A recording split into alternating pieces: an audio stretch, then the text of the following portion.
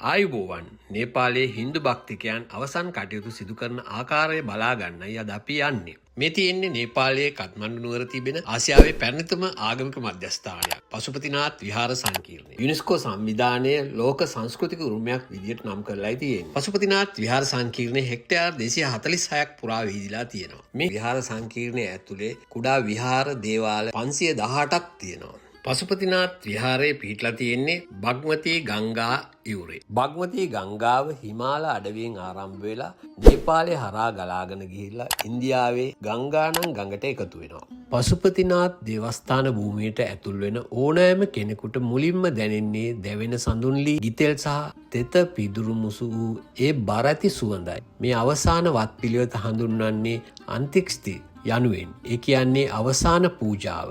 මෙහිදී මරණය ශෝකජනක අවසානයක් නොවේ. ආත්මයේ මීළඟ ගමන සඳහා කරන පාරිශුද්ධ සූදානමක්. පසුපතිනාත් විහාර බිමේ අවසන් කටයුතු සඳහා රැගෙන එන දේහයක් පළමුව බග්මතී ගඟේ ශුද්ධ වූ ජලයෙන් දෝවනය කරනු ලබනවා. මේ දේහයන් පාරිශුද්ධත්වයේ සංකේතය විදිහට සලකන සුදු පාට රෙදි වලින් ඔතලයි තියෙන්නේ. දේවාල භූමියේ ඉඳලා ගංගාවට බහින්න පළල් පඩිපෙල් සකස් කරලා තියෙනවා. සුදු රෙදි වලින් ඔතලා තියෙන දේහය ඥාතීන් අරගෙන ඇවිල්ලා මේ පඩිපෙළේ ගංගාව ආසන්නයෙන් තියෙනවා. ඊට පස්සේ ඥාතීන් විසින් සුද්ධ වූ ජලයෙන් මලසිරුරේ හිස සහ දෙපා දෝවනය කරනු ලබනවා.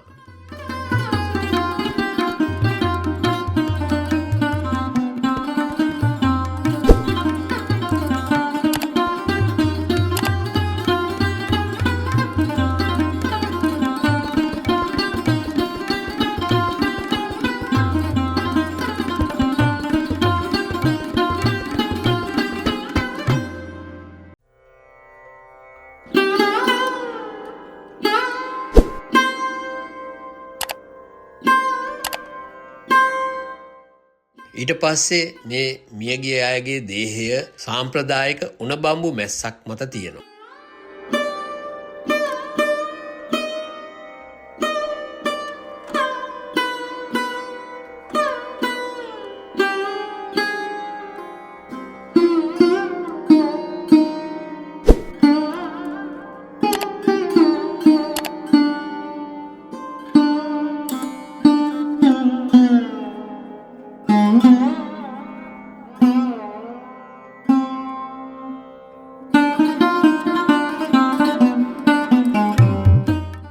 ඊට පස්සේ මේ දේහය තැඹිලි පාට රෙදි වලින් ආවරණය කරනවා. ඒ වගේම තැඹිලි පාට මල් මාලා වලින් සරසනවා. තැඹිලි පාට කියන්නේ හින්දු භක්තිකයන්ගේ සුද්ධ වූ වර්ණය.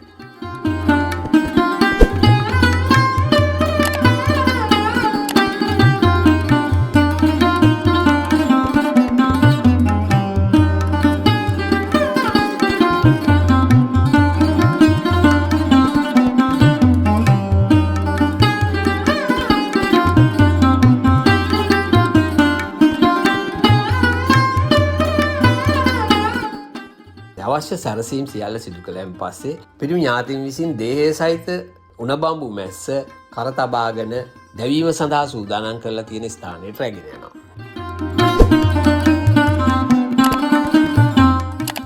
පසුපතිනාත් විහාරයේ බග්මතී ගංගාධාරය දිගේ ආදාහන කටයුතු සඳහා වේදිකාවන් පෙළක් සාදලා තියෙනවා. ඥාති විසින් මේ දේහය තමන් වෙන් කරගත්ත වේදිකාව අසලට අරගෙන එනවා. මේ වේදිකාව මත දරසෑයක් සකස් කරලා තියෙනවා.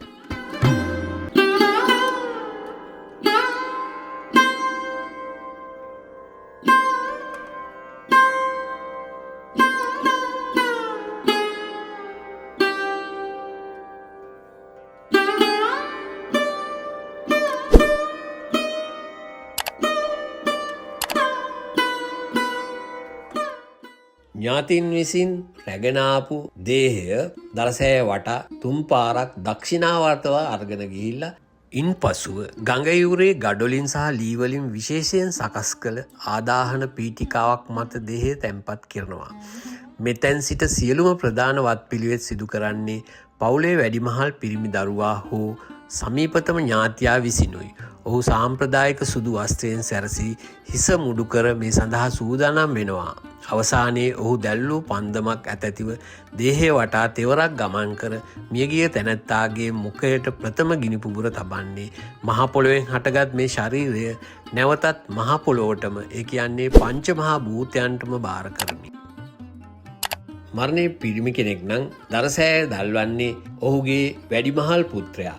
දේහය මවකගේ නම් චිතකය දල්වන්නේ ඇයගේ බාල පුත්‍රයා.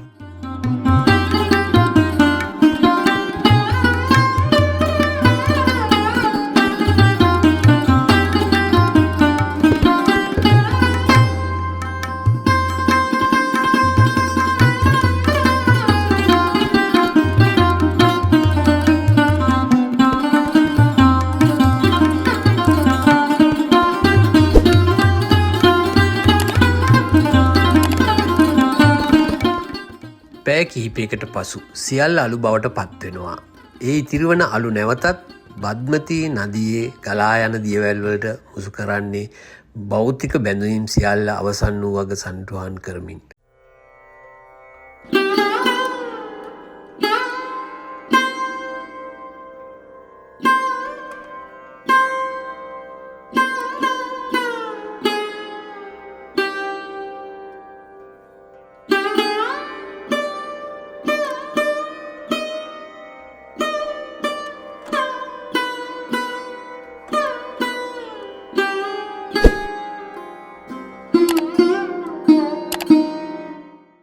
මේ දේශ බලා සිටින අපට එක දෙයක් පැහැදිලි වෙනවා. පසුපතිනාත් කියන්නේ මරණයට බිය විය යුතු තැනක් නෙවෙයි. ජීවිතයේ අනිත්‍යතාවය ඉතාමත් නිහඬව සහ ගෞරවනීයව කියා දෙන විශ්වවිද්‍යාලයක්.